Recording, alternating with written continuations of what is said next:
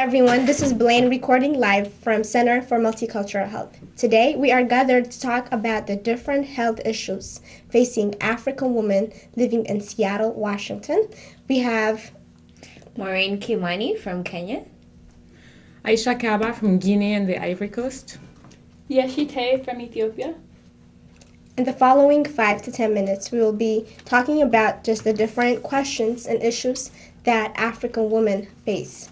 The first question that we're going to have is, what are the major health issues facing African women in Seattle? Well, many African women in Seattle are dying of preventable diseases because they're so involved in taking care of their family and they don't have that much time to take care of themselves. So that is one reason. I think some of the issues facing African women here, especially first-generation immigrants, are lifestyle diseases, high blood pressure, diabetes.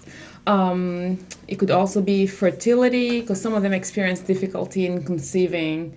And I think all of these are preventable, just like you said. Yeah, and others that come to mind that are really pretty serious right now are HIV and AIDS, and also cancer, breast cancer and cervical cancer. These are things that we're seeing are really affecting the Seattle women in Washington. Mm-hmm. Right. Now, you all mentioned the different health issues that African women face, and those are all preventable. So what type of prevention or what type of checkup or screening do they need to do in order to avoid that? I think going regularly to the doctor at least once a year to do an annual checkup would make sure that either any issues that they're detected early enough in order to be treated. So going and doing a biometrics test to find out what your cholesterol level is, your blood sugar level is, your blood pressure as well, or cancer, if there is any cancer found, so that they can be detected at an early stage, treated, and save the life of that woman. Mm-hmm. I agree, because most African women wait until they're actually sick to get tested. So going early is the only way to save themselves in the future. Yeah, I think getting tested, especially for HIV and AIDS, that's really good. I know people say, "What? I don't know. It doesn't kill me," but really, you're dying if you don't know. So get tested for HIV, and there's a lot of help out there for women, especially immigrant women, so you can get the treatment that you need. So you're extending your life and not really living in this state of not knowing. So getting tested is a big thing for prevention. Right. Now, y'all mentioned that getting tested and going to check up at the doctor's office is one of the main ways to protect yourself from these preventable diseases. But not all women have insurance. So it might be because they can't afford it that they don't go to get screens or to go get tested. So do you think, how much of an effect does that have? I think for some of the illnesses we mentioned here, another measure is education. Them knowing that these are things that can happen to them as a consequence of some of their actions or some of the ways, that they're living in this country. So they can take steps to even not have to go to the doctor right away if they don't have insurance. So if you know that you have diabetes in your family, you would know to lower your carbohydrate intake, for example. Or if you have high blood pressure in your family, like I do, then you would realize that stress is a big factor, and then your intake of sodium as well is a big factor, and learn to control those so that at the very least, if it's inevitable, you delay the process until you can get to the hospital. Also, I think there are quite a few programs here that would let women basically go to the hospital. Right. And so that's another way where we can educate resources, letting them know where the resources are to go and find help or get help. Yeah, even though insurance is a big issue, I strongly believe that even going to public health, the little health centers, the community health centers, that one will be a first step in order to get help there, because they do have connections, for you to get treatment. So you can't sit down and say, I don't have insurance, I'm not going to get any treatment. There's always that first step, and the first step is really important to just being in a state of not knowing. I think the state of not knowing, that's the biggest step, because you're killing yourself slowly, you know, and being there and getting help, that's really important for women. That's actually good to know, because I had no idea that you could go to some of the public health centers to get screened. I had no idea. So I think this is good information that needs to get out there.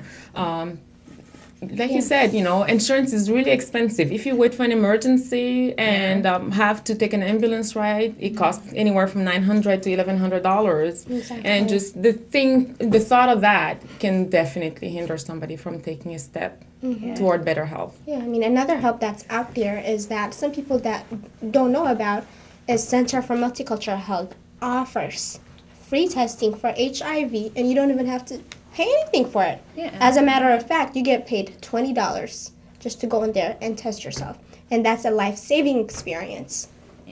Yeah. Actually, that reminded me, HIV testing, STDs here. So HPV is very common in this area. So I do not know what the number is among the African community, but we do know that women at this moment face more repercussion than males do. But it is contracted through sexual, contact. So be able to get screened for that as well, or even ask for it when it's not being offered to prevent cervical cancer, I think is going to be very important. And there's vaccines out there too. Exactly. That's right. Yeah. Yeah, I mean, talking about HPV, this is a preventable disease, yet so many of our people die from it. And it's like, so you go get tested, and then if you get your 3 vaccines, you're good for life. But people don't know about that. Yeah. There is little to no knowledge of that. So, we need to spread... Sorry. Sorry. Okay, so we need... Yeah. So we need to spread the awareness about HPV and other preventable diseases as well. So let's move on to our next question, which is, how is the spread of HIV in the African women living in Seattle? Hold up. How does HIV spread in African women? How is it spreading? How is it spreading? Okay. Okay. To Hold what? up. Oh, sorry. Okay. Now, the next question is, although the HIV prevalence is declining and stabilizing, it still remains as one of the major issues facing our community. So how is it spreading in the African community, especially in women that are living around here in Seattle? I believe, especially for women in Seattle, I think the public health had the statistics last year that, especially the East African community, the lead in new infection cases that are showing up, Ethiopians, Kenyans, Somalians, and a lot of it is just basically what's happening is when people migrate, you go to Africa, you come back, especially if you're not faithful to your partner, so you come and you're unfaithful in Africa and you come back and you have the virus, so you spread it to your wife, to your girlfriend, to your husband, whatever. And that way we have new cases of HIV happening, especially in Seattle. Because we think about HIV, you think about Africa. You think it's an African issue for people in Africa, not for Africans who are now living in America. So, and then people don't get tested. You're not thinking about the risk and the repercussions, so you end up having this spread of HIV. And another thing is the community base. We have a pretty small community. It's not small, but people, so you end up going out with this person and going out with this person, and it's the same pool of people. So if you're infected with HIV, then you're going to end up infecting all those people who are going to infect other people in your community.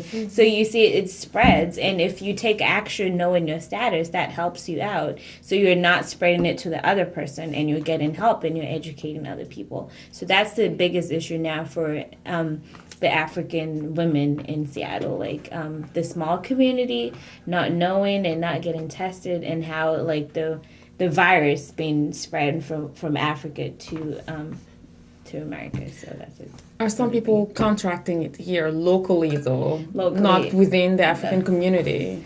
I'm not sure about that, but It could be too. Yeah, it could be another thing. Cause let's be honest that AIDS is still in America. There's still HIV being contracted in America. But the good thing with America, you can get the retrovirus, you can get the treatment, and you can look healthy and not skinny and dying as people in Africa look. So you have this healthy person who looks okay but has a virus. So that's another thing. It's also probably locally. People getting infected locally. And that has to be addressed too, that you're not thinking, oh, I'm in America, I'm safe from this virus. But in reality, there's still people who have HIV. It's just a matter of getting help and getting healthy and eating healthy and looking okay, but still a problem. So, yeah. How much do you think, I got something to say, I'm sorry. No, go ahead. No, I don't. Okay. How much do you think that cultural, that,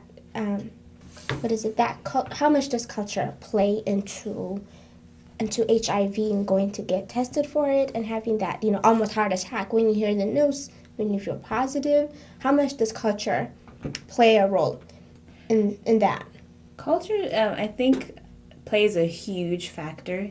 One thing is stigma. You Definitely. you let your family know, oh, I have HIV and AIDS.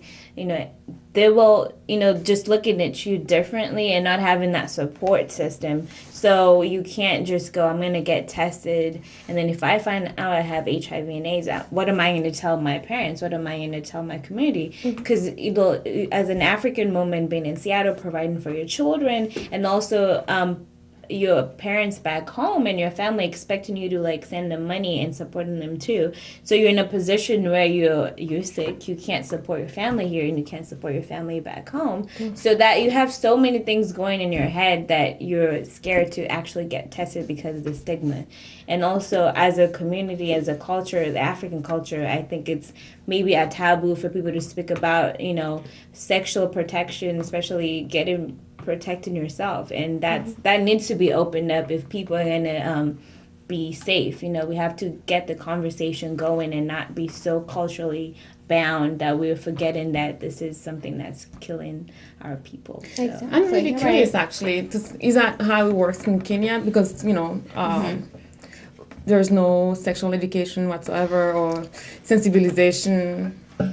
There is education. It's now getting better. People are being taught to, use protection when you having sexual intercourse and stuff like that.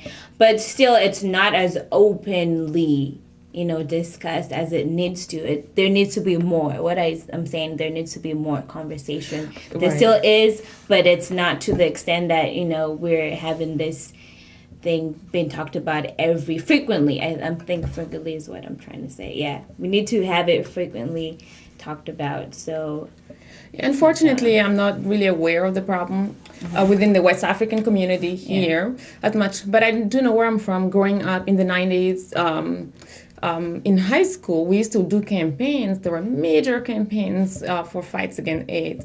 And now it's openly talked about. When I went back to visit, when somebody has the virus, everybody knows that they have a virus. People hang out with them. So it's a lot more open. And I'm just wondering if things are different maybe elsewhere. In Ethiopia, it's more like if someone finds out you have a virus, it's kind of, you're looked down upon. People don't understand, maybe it's because of the lack of education, people don't really understand how it's transmitted. So if someone has it, they don't even want to hang out with the person. And that's what I've noticed when I've gone back. So it's like there's this superstitions about how people can contract HIV. And I think education is the number one thing that's needed over there, to actually educate people about how it actually is transmitted and it's not through touching someone. So. All right, ladies. Well, we want to conclude our program with a short message from each and every one of you. So, Maureen. Okay, I'll go first. I think the African woman is a beautiful woman who is strong and takes care of her family and should be here for a really long time. So my advice is to really get tested for some of these diseases that are preventable, and that you can elongate your life and, continue taking care of your community and your family and yourself too. Of course.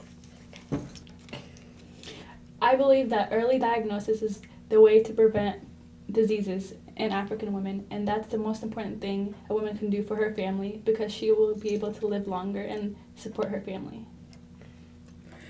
I think it's critical for us as African women to understand that there is a certain peace of mind that comes with knowing that you're healthy and getting that confirmation from the doctor that you're healthy. And if you have children here, that you'll be here for a long time for them as well, to take care of them and take care of your family.